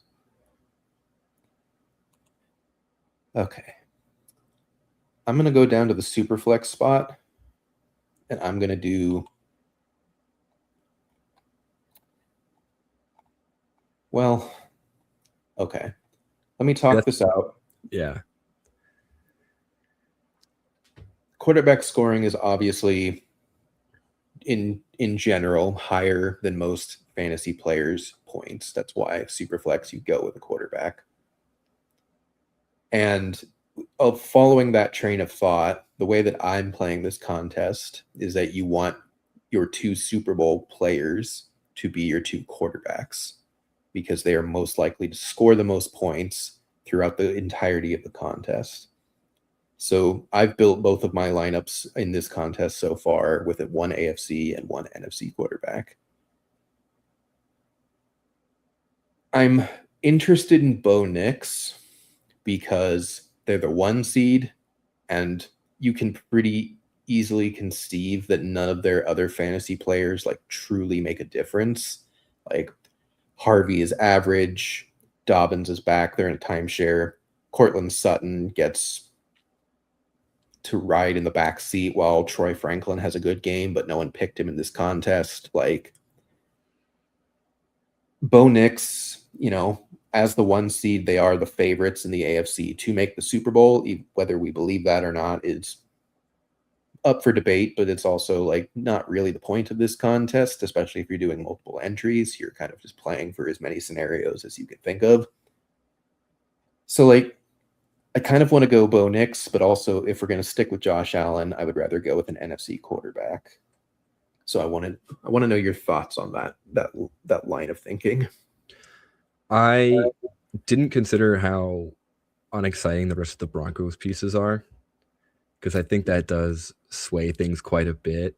And with the idea that you want to be, matching up QBs in the Super Bowl, I would definitely see, and I can see the path to have Bo Nix as our starting QB over Josh Allen for sure. And then also, once again, like, James Cook is like the main name, honestly, if I'm talking Bills. It's the only name. Right? Like, because that's the only one I think is really relevant outside of Josh Allen. So, like, going QB Bo Nix here and then super flexing an NFC QB, I like a lot. I do think that actually might be a better initial play. And I'm thinking now to some of my lineups where I certainly messed that up. Not necessarily right, to be fair. Like, it could just be Puka for 4 weeks if the Rams make the Super Bowl. And it's like, who cares that Stafford was the quarterback? Puka scored 30, 36, 41, right, and 28. Like, who cares? But, like, it's more likely to be a quarterback just with how averages work and how general regular fantasy scoring works. So that's how I've approached it. It's similar to how you would approach like the FFPC.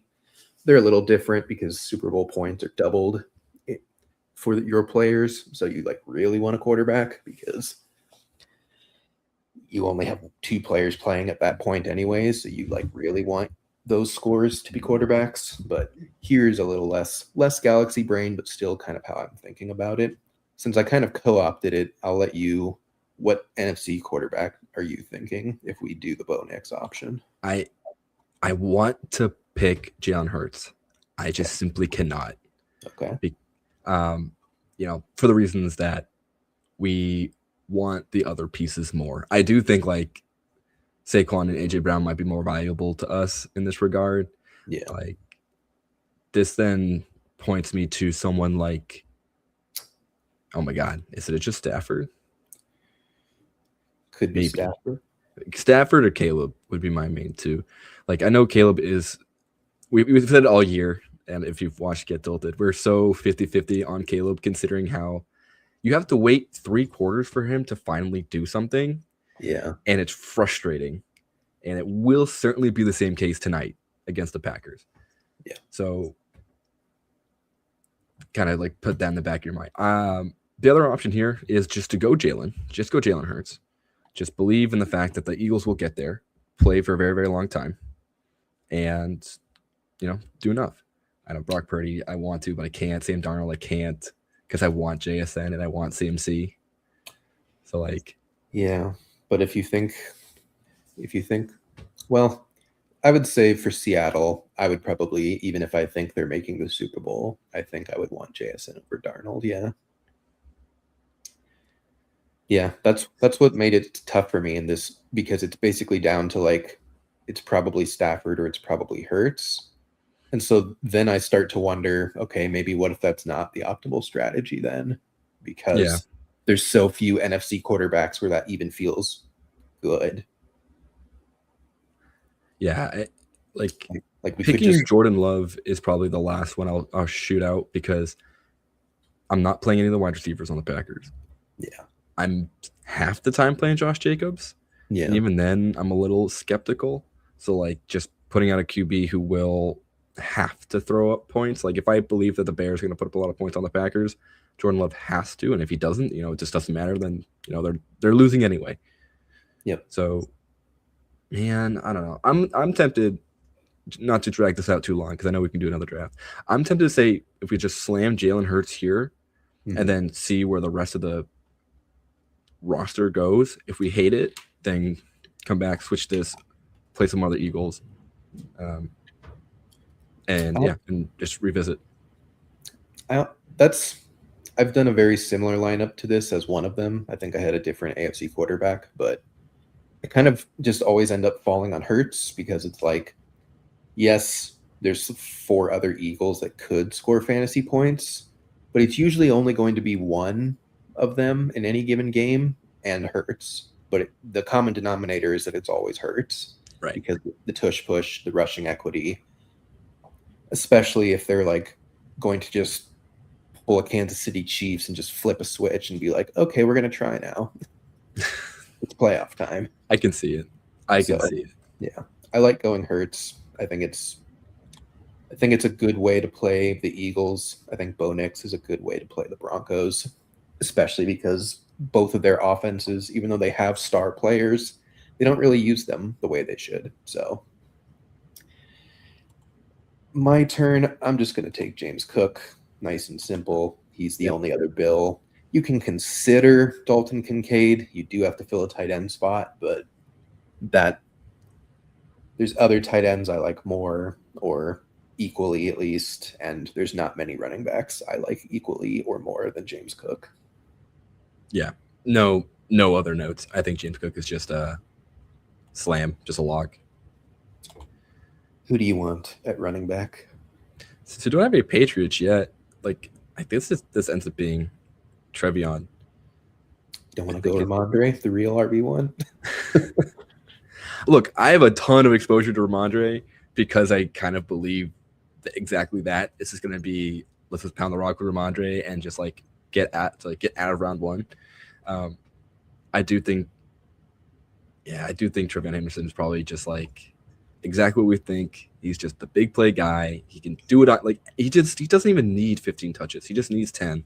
He even needs 5, whatever. Like, I just think if we are now stuck with like less Patriot players, I think Henderson's probably the most explosive and the guy who can definitely like win your slate. I don't know.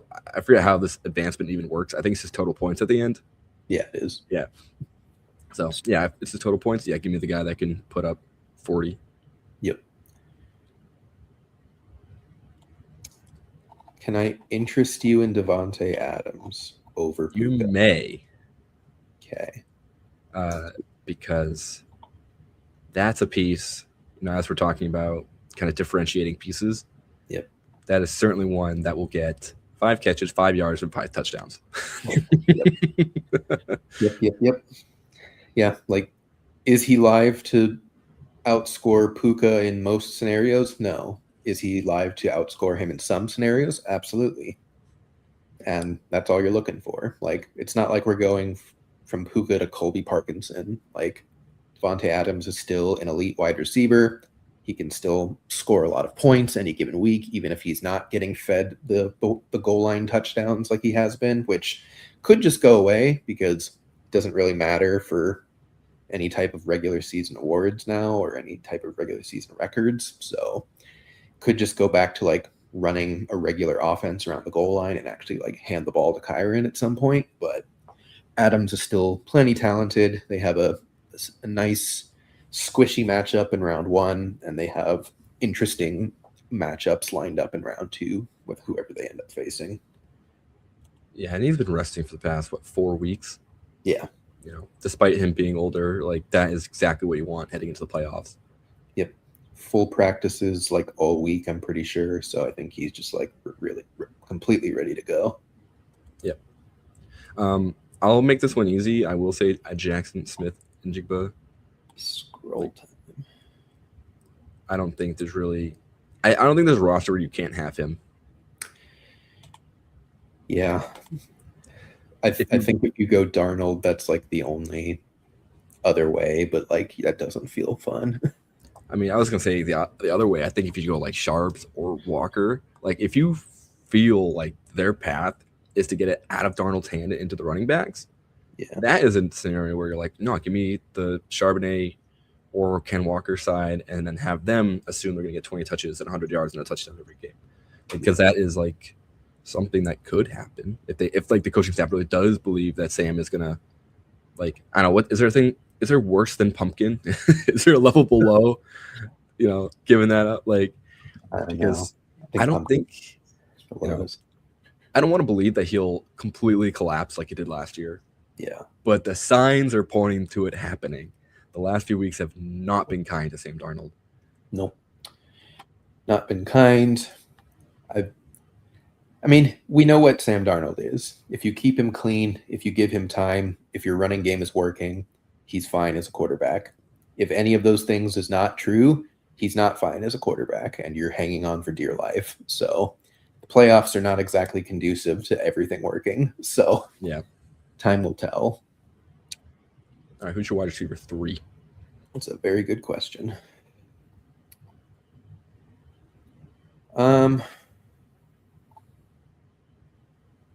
See, so we took Nick's. I kind of want to go Christian Watson. I knew it. I knew you paused for half a second, and I was going to say, hey, look, if you want points, if you want high-scoring points, can I interest you in the wide receiver 1 on the Green Bay Packers? And yeah, actually, let me check the last time they played the Bears. Well, they played them like twice in the past month, so they're very. And the first time they played, he did torch the Bears, but then the second time, I think the Bears held them off.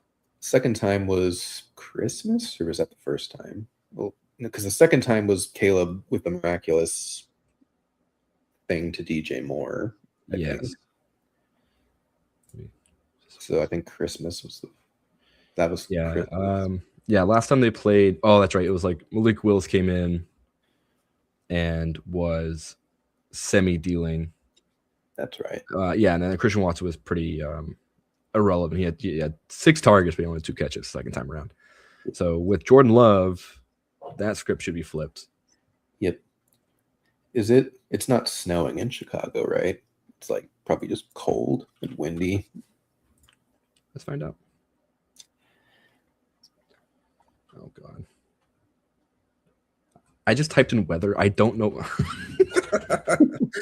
Just assuming, you know what I'm talking about. It is light rain and snow currently, and later in the day, it should be drier. It looks like it'll be dry tonight.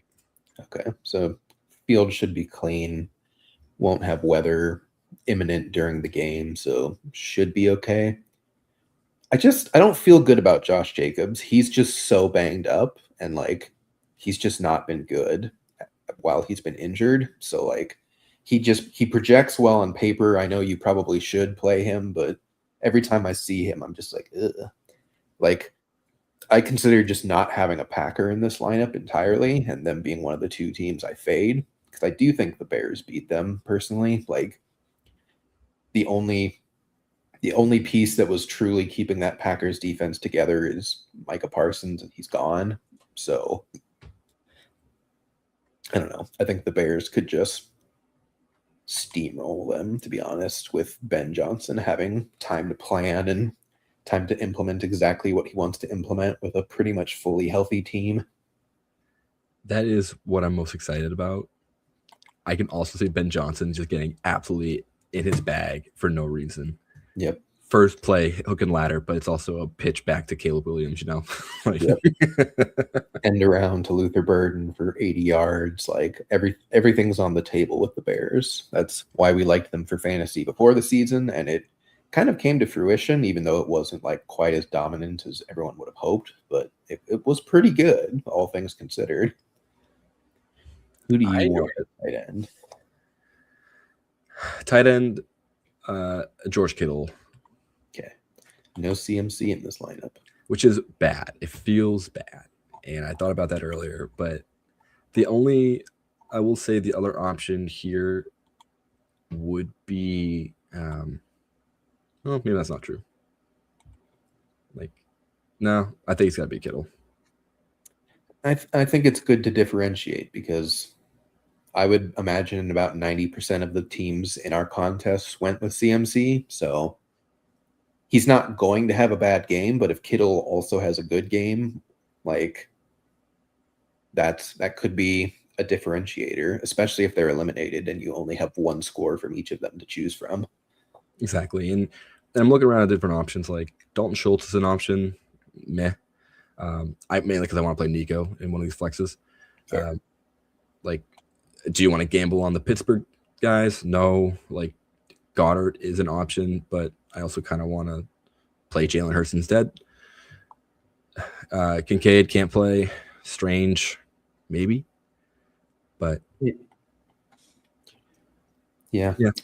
I think the way that you tell yourself the 49ers story to fade CMC is just that they get the brakes blown off of them by the Eagles, which is kind of what we're saying is happening because we have Jalen Hurts in the Superflex. Like, you know, obviously CMC has 35, 40-point potential, but if he does that, there's a chance the 49ers win that game. And like, that's a completely different bet than what we're making. So I think it's smart if you're gonna play the way that we're doing it, where the two quarterbacks we have are our predicted Super Bowl quarterbacks. That means the 49ers are definitely losing. You get one score out of them. You take George Kittle. You hope that he has the best single week of any tight end on the slate, and everyone else is scoring 8, 10. He gives you 25. It takes everyone else 2 to 3 weeks to even get up to the same amount of points as him. Like, I dig that. I think that's kind of a very possible, like, reality. I'm gonna go Travis Etienne for the Jags. I think, again, this is the highest point total in the first week between Jags and Bills. I think there are some lineups. I think there is absolutely a world where you just don't take a Bill in this contest, which is a very unpopular opinion, but there's only 2 players that even score fantasy points for them. And if they lose, it's probably not, neither of them probably put up a good enough score that you're like, man, I wish I had them. Like, they could easily both put up 20, and it's like, okay, there's 6 other guys that could also just put up 20 in a loss. So, like, I think fading the Bills is one fun option, but if you're going to take James Cook, I think you also want ETN, assuming either of them, like, one of them is going to advance and get you multiple good weeks. The other one is more likely to be running well. So I like ETN here. Yeah. No further analysis. I think that's just kind of just hitting the nail on the head. He's just going to, like, they need him to do stuff to win this game. So yeah, let's. Oh, that's annoying. When you do it on your phone, it grays out the players you can't pick. Okay. Oh, I didn't know that. I've only been doing it on the desktop and having to remind myself who to pick for kicker. So we've got 2 positions left, and we're fading 2 teams. So the 4 teams left are it should be Chargers, Panthers, Steelers, and Bears. Okay. Any preference on who we're fading in this? I would fade probably Chargers and Panthers. Okay. So we're going to play 1 week. Yeah. So we're going to take a Steeler and a Bear. So what I've done is I just pick Boswell as my kicker. Okay. And so that way I'm not really hurt if the Steelers do lose. Yeah. And then in the flex, I think it's either Swift or Burden. I mean, there's the other option of picking Rico. Rico is dangerous. It's, I guess for me, it's like, if you're going to fade the Bears, you would probably want to take Josh Jacobs at that point, wouldn't you? Because you're assuming the Packers win, and it's on the backs of Josh Jacobs. It doesn't have to be. Like, it could be Watson. It's just Watson, to me, has a much more of like what happened with Malik Willis, where he had 6 targets, 2 catches, and you're like, well, I got 4 points. Sick. Josh Jacobs. So as much as I would love to go Rico, because I think like no one takes Rico in this, even in like the big FFPC tournament, like most people are taking Tet if they're taking a Panther at all. I think we should probably take Swift here. I wouldn't hate Manungai either. Ooh. Yeah, I mean, you know me. I will take Manungai every day of the week if given the option. If I truly want to have a different player who I think can sneak up and steal some touchdowns, like Manungai is the guy. Yeah. In this contest, how crazy do we want to get with that is the only thing I can think of. I mean, we've gone weird, but we haven't gone like off the wall weird. Like obviously Adams over Puka is different, but it's not impossible. Watson over Jacobs is different, but it's very plausible. Kittle over CMC is kind of a different bet. It's more of just like the scarcity of talent at the tight end position. Because like the switch on this is you play Loveland at tight end and you play CMC in the flex, but like that's probably what most people do. So if you want to win, especially if as more and more people join, if you again folks, if you want to join this, go to fantasynowplus.com, fantasy playoffs. You will find all the info there for that. Still have a few hours to get that locked in, just $10 per entry.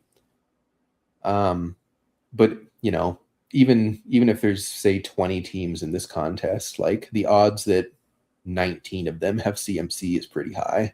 Like, Yeah, I would be pretty confident that he is a 80% or higher. I think I have him in my 2 teams I've submitted. So, like, I think going Kittle is the move, even though Loveland and CMC feels better from a projection, but it's also about like you need to differentiate yourself a little bit. The worst possible thing that can happen is getting duped. You know, I will say this. Why not double up tight end? Yeah, you could. We don't hate Loveland. Well. I do think Swift is a better play, but it's fun to theorycraft that a little bit because Loveland is someone who's getting 5 to 6 targets a game. Can you pull up Swift and Manungai's game logs for like the past couple of months? Of course I can. I don't feel like Swift has been good. And Manungai has been semi relegated with Swift healthy, but I don't think like either of them are like, wow, they're smashing. Although what is funny is that the last time both of them played well was, I'm pretty sure, against the Packers, where they both rushed for over 100 yards. Let's see if I can split screen the two of them here. All right. So, wow. Manungai has 170 carries. That's crazy to me. He's 700. He almost has 800 yards. He's a 6th-round undrafted rookie. So the past 3 games we have, that's 32 carries for Swift, and that's 24 carries for Manungai. They're still kind of split. Yeah. The difference is Manungai has more targets. That's absurd. Manungai has 9 targets versus Swift's 7 in the past 3 games. Yeah, like they kind of just stopped using Swift as like the pure pass catcher, early down, 3rd down, and it's kind of just like a true who's playing better split, it feels like. It really is just who do you think they trust in that moment? And that is a hard bet to make because looking at like Swift probably has like, I wish I had snaps. I can go find it on PFF, but it's going to be a minute before I can do the real math for all that. Yeah. But like Swift is getting the majority of snaps. And I say that unchecked, unfact checked, but with my eyeballs and kind of seeing how things are going. Yeah. Like, Swift is number 1, Manungai 1B. So like it's up to you to think, all right, I think the game script is going to be like this. I think I think the Bears are up by a bunch. Say they're up 14-0 at the end of the half, and they want to just put the game away at home. That's when they go, all right, my non guy, get in there, hold on to the ball, and like grind the clock, and then hopefully he springs one for like 20 yards and a touchdown. That is the path to pick Manungai over Swift, I feel like. Otherwise, any other game script, it's going to be Swift. Because playing it out, they would face the Eagles in round 2, assuming both high seeds win. They already faced the Eagles this season. And they smacked the Eagles. Yeah. How'd the running backs do in that game? They both had 100 yards. That's the game they both had 100. I thought it was which was like the true shocker of the season was just the pure like obliteration. Manungai had 130 in that game. I think Swift had 100. Let me see. Swift had. I hope. Can you still hear me if I'm looking like this and talking? I have no idea if I sound worse or better. Okay. Swift had 125. Manungai had 130. Both of them had a touchdown. Yeah. Swift averaged 7 yards a carry. Manungai averaged 6 yards a carry. Yeah. So I think they both broke a big one each. I kind of 31 for Manungai, 23 for Swift. I feel like it's like the Charbonnet Walker discussion of just like both of them can get there. It's kind of a 50-50 coin toss, and like I feel like everyone's gonna go Swift. Just they're like, oh yeah, that's comfy. Yes. But, like, I feel like Manungai just lock them in. Like Manungai's probably the goal line back, like in the playoffs. Like they're probably not going to put 195, 200-pound DeAndre Swift in there to try and stuff it in against either the Packers or the Eagles or whoever. It's probably going to be 220-plus pound Kyle Manungai, who they've worked up all season. I think they trust pretty fully now. Like, I think that's how we're going to do it. I think that's how that one. I think that's how we should do it. Yeah. While we're kind of like locking this in, I just want to look up the red zone, like plays inside the 5 for the Bears, because I feel like this isn't a team that really made it to the 5-yard line that much. I feel like they scored a lot from like 20 yards out. Well, and that's the thing that was frustrating for me as a Caleb manager is when they do get inside the 5, it is nothing but running backs. Yeah. Like, I think Caleb maybe has like 4 pass attempts all season inside the 5. Like, it's insane. They don't trust him at all to throw on the goal line. It is purely just, please God, get us in there, running backs. Yeah. I don't blame him. I don't either. Oh. Folks, we will probably do a couple more underdog drafts after this, I promise. Just wanted to promote this, talk through it. It's a fun contest. If you haven't joined, I think you should join. I'm going to go ahead and submit this sucker. I will send money to Justin later. You'll get my money when it gets to you. Yeah, I have no idea how to find this, so I'll save that for an off-season research paper. I'm sure PFF has it. I'm sure Fantasy Points are a couple other of the really high level, not high level, the other way, really in-depth websites have it somewhere. Yeah. But for now, we're just goofing on some mitten 3. Yep. Still have almost 13,000 vacancies here, so I think it's going to overlay a little bit. All right. So for my own brain, when you say overlay, what does that mean? It doesn't fill entirely before the contest closes. So when that happens, you technically have a slightly better chance of, because they didn't get all of their they do the math in a way where all the numbers perfectly pair down after every round. So when that doesn't happen, they have to start grabbing some third place teams from existing pods and then advancing them. So basically it's, if there's overlay, you want to aim for it because you don't have to get as perfectly in the first round as possible. If you just have a really good team that happened to be third in your pod, that might go through because they do it on total points out of all the third place teams. So you want to aim for overlay, especially as you draft in more higher numbers. Obviously, I've done 5 entries into this, so overlay doesn't really apply to me. But if you're going to draft 150, like this is a great time to do it if you can get all of them in. If you've already been like grinding away at it today. Hopefully it doesn't do the location thing to me. It did not. Sweet. 150 entries feels like a full-time job if you're not just autopiloting half of them. For some people, it kind of is.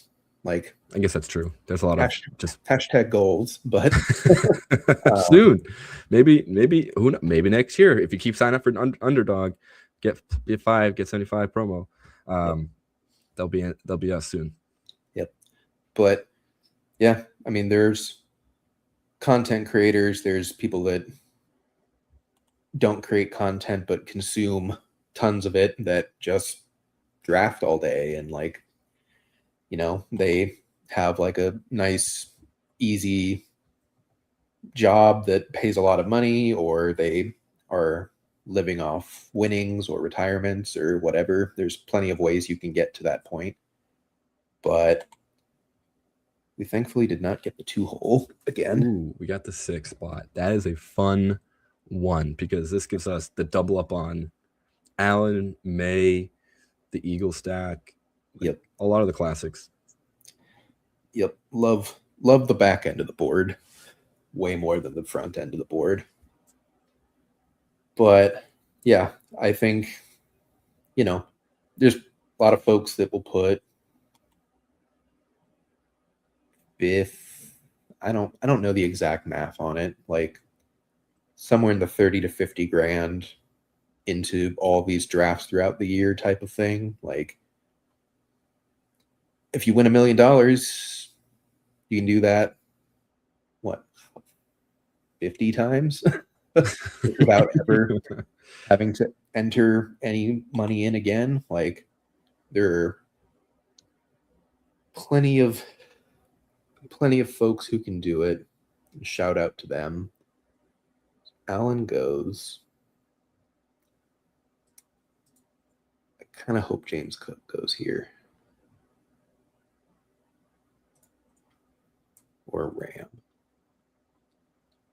Oh, buddy. Do you want to do CMC May? More than anything. Okay. Because if we don't get Henderson back, who cares? We have CMC. I'm in on this. I'd be pretty shocked if someone picked. Well, maybe it's not that shocking. Because Henderson is a pretty highly drafted player. Yeah, he has to get all the way back to 18. Yeah, it's not happening. Never say never, but it is not Nico. It is less likely. But even still, you've got Kittle.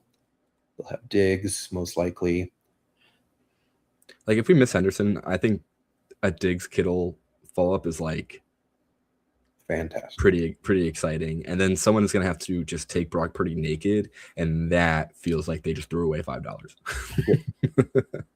Yep. I mean, I guess they could pick Juwan, but then we just picked Juwan afterwards. But we'll see. This would be one of the very, very rare teams where I would be totally fine going 5 Niners and 5 Patriots if we get Henderson. I've done this once or twice, maybe not with the pass, but with the Jags, full Jags, full Niners. Dude, I just did. It is a risky bet, but I kind of dig it because like the upside is so high. Yeah. And I think it's important to have a few rosters like that. For those who don't know, which is me, what round do you have to progress to get cash back? And I know it depends on contest, but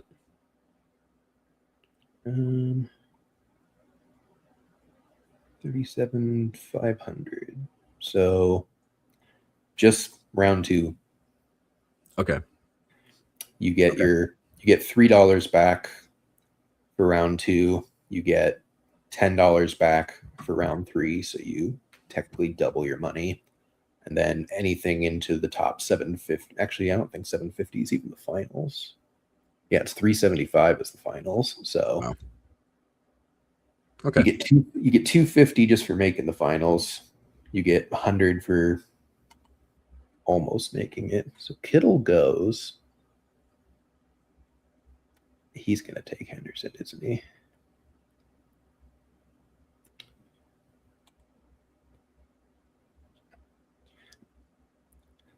Diggs and Ramondre is not the end of the world. Yeah, that seems fine. Yeah. Was close. All right. It's okay. You got to play for it. Yeah. And then I know Ramondre is reaching a bit, but you definitely want one of those two if you're going to play out a Patriots Super Bowl. And he goes wildly high compared to everyone else. So unfortunately, you just kind of have to reach for him, even though he is the RB2 of his team or RBA 1B, whatever. And watching some other streams of best ball, like I have completely agreed with the idea that reaching is fine. Reaching for your stack is 100% a-okay. Yep. Like, especially if it's a favored team, go for it. Yep. So we've got pretty much 3 of the 4 main Patriots. You're fading Trevion, which doesn't feel fantastic, but is not the most unlikely scenario ever. I mean, frankly, Mike Vrabel does very silly things with his run game, so I would not at all be shocked if he's just like, I'm going to lean on Ramondre in the playoffs for reasons unknown. Well, we were talking about Monunga. Oh, I forgot that. Wait, what? So, all right. So we were talking about Monunga and Swift, and I was pulling up the stats for Henderson and Stevenson, and me thinking, like Stevenson's probably still the leading rusher despite Henderson's success. Nope, Stevenson is behind by 300 yards. And I forgot that Henderson played all 17. Stevenson missed 3 games. Yeah, Henderson 900 yards, 9 touchdowns. Yeah, that makes okay. I get it now. Yeah, but honestly, like, especially lately, like everyone's like, wow, Ramondre's crushing. He's not running the ball that much. Like Henderson's like doubled him in carries the last 3 or 4 weeks. He's just getting there on receiving touchdowns on accident more than anything. Like the disconnect between the real life football of Henderson and then what we want Henderson to be, between Stevenson, his fantasy perception and his real life perception are very different because Stevenson is just a grinder who is very important to his offense that really feels bad to look on the screen. You see Stevenson is in and not Henderson because we know what Henderson can do. But you're right. Last week it was 13 for Henderson to 7 for Stevenson. Yeah. Week before it was 19 to 8. So hear me out. All right, I'm hearing you. Josh Jacobs fell. Could go Jacobs, CM, and Watson, and push Henry. This is fine with me. I think, like, even the last time I hopped on into the stream, like we were pretty high on Jacobs just as an advanced piece. I think that nothing has changed here. Yeah. I think like that is just a solid player that, despite him feeling bad, and we were kind of talking down on him moments ago in the playoff fantasy thing. I think this is so much different than having just one player from one team. Like, I think it's very much still worth grabbing him here. Especially with Patriots receivers, like you can still get Booty later. You can get Kyle Williams. If you have to go all the way down to Pop Douglas or Austin Hooper, it's not like the end of the world. Yeah. So, but yeah, Jacobs falling. Watson also being there, maybe in this situation, we're hoping that either the Niners or the Packers can upset and advance into round 2. Even if they don't, you still, like we can still tack on a couple more NFC advance rate pieces at the end here. We only need 2 more Patriots. We have more than 2 rounds remaining. So I like it. I think it's very important, even in a contest where ADP doesn't matter that much, you still want to take ADP fallers when you get them, especially if they make sense for the context of your team. ADP, there's been a lot of studies. ADP just tends to be right for the most part. Like, obviously, there are players that just are fully wrong, but like, that's not usually because they were drafted too high. It's because they got injured. So no matter where you drafted them, it was too high. Or like BTJ was just wrong this year, absolutely. But most of the time, it's simply like we can pretty easily as a market identify who's going to get a lot of targets, who's going to get a lot of rushes, who's going to have the opportunity to score the most fantasy points, and we tend to rank them pretty well. The only thing that changes, what do you think of Henry and Burden? I will take Luther Burden. Like, that feels pretty good. Yeah, I like obviously Henry to get our I got our fourth. Yeah. Why am I not mathing? Our 4th Pat, and then Bird. I think Burden's just a good piece to bet alongside the Packers. Yeah, because either you advance 2 pieces and you feel great, or you advance at least 1 receiver that's not a backup Patriots receiver. Again, we talked about it with the Jags, but the Patriots are in a similar situation where they're probably going to blow the socks off of the Chargers in round 1, and then they're most likely facing either the Bills or the Jaguars, unless something really wonky happens. Yeah. So it's going to be another high total game, high offense potential game for New England either way. Like, points have to be scored, and I do think like that is why a lot of people are in on the Pats right now. Yep. And this is one of those teams where it's like you're making the bet on the Patriots. I'm not taking another quarterback. The bet is Drake May is carrying them on his back the whole way there. They're scoring 24 plus points every single round. There's no reason to take a random, even though we do have multiple Packers. Like Jordan Love, like what does he truly do for this team? Probably nothing. Nothing. So who do you like out of these 3 Patriots? It's Booty. Okay. Pop is fine. He hasn't really done much recently. Like how much that changes in the playoffs will be the bet that people have to make. Like, will he be a little more used? Like, he hasn't really been wildly reliable throughout the season, which has been off character for him. But there's a path. I do think Kyle Williams is just like, I don't know, even crazier lotto ticket for you to have. 4 RB. I would definitely take Booty, and then got more Rome. It's kind of it. Like, receivers pretty dry.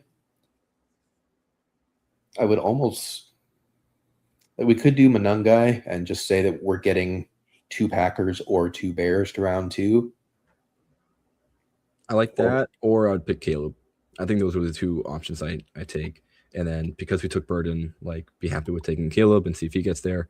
Like, we just had a whole talk about Manungai. I think it's only fitting that we just go with it. Yep. And stick around. Yeah. And again, like, we could have gone Caleb, but we don't really need Caleb on this team. The whole bet is that Drake May is the MVP of the league, or at least should be, and the offense runs through him. he's going to carry. It's basically just like a miniature Josh Allen bet, but the pieces are less gross than the Bills. And I'm all for it. Shocker. So final roster, Drake May is the only quarterback. We get Christian McCaffrey all the way at the 1-2 turn. Ramondre Stevenson, Josh Jacobs, 9 picks past ADP. Kyle Monangai. Then a receiving core of 3 Patriots with Diggs, Hunter Henry, and Kayshon Boutte. And then hopefully in round 2, we'll see which one advances, but we're going to get one of Christian Watson and Luther Burden. Hopefully they both go off in round 1. No notes. I think this is a perfect draft. And we can. I mean, I was taking McCaffrey at 2 for a large part of this contest. McCaffrey at 6 is pretty absurd. Like, I understand they could be blown out by the Eagles. I really do. But, like, will they? It's the Eagles. Like, they have been god-awful as far as, like, they do not put their foot on anyone's necks. At least in the regular season, they did not. And they've been bailed out a few times, being special teams fiascos or, defensive stops or something like that. Like, their defense is elite, absolutely. But so is San Francisco's offense, and that's the only healthy part of their team at this point. I think Trent Williams is playing. I think he was limited. Okay. Even if not, like, it's Kyle Shanahan. Like, I trust his ability to scheme a team into victories more than just about any play caller in football outside of Sean McVay. Like, CMC is still elite. George Kittle is elite. They have Jennings as a solid receiver. If Pearsall is out, but I think Kendrick Bourne is a perfectly fine, like, 4th option on this team. Brock Purdy is a actually good quarterback. You know, the Eagles, this is not last year's Eagles. They're not just going to push you to death and Saquon you to death. Like, they just can't this year. They're still going to try, but I don't know if they actually can do it. So, like, I have drafted multiple teams where I'm just like, yeah, I think the 49ers just flat out beat the Eagles. And you gotta. I do think to give yourself the best range of outcomes, you have to tell, like, and it's an easy story to tell yourself. Yep. So I'm in. Like, I have a bunch of 49ers teams. I have a couple of 49ers Patriots teams. So, like, this is not an uncommon draft that you'd see my username click through. Yeah. This is it for me. If you're going to do another draft, I do have to bounce. Okay. But thank you so much for having me on. It's been a blast. And I might have to go rip a couple drafts off stream here to make sure I get in on some more mitten action. Yep. There's 54 minutes left in this contest, folks. It closes at 12:30 Pacific, 2:30 Eastern. So get your picks in now. I think that's going to do it for me as well. We've been going for 2 hours solid. So greatly appreciate everyone who joined in. We appreciate it. Thank you, John. Yeah, really, really enjoy doing this. There's going to be a lot more best ball streams this summer. Keep your eyes peeled. I will be on most of them.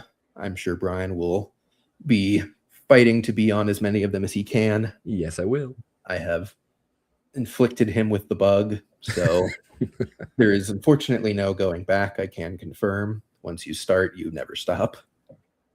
So thanks again to Finn's Talk Sports Network, Fantasy Now Plus. We will see y'all later.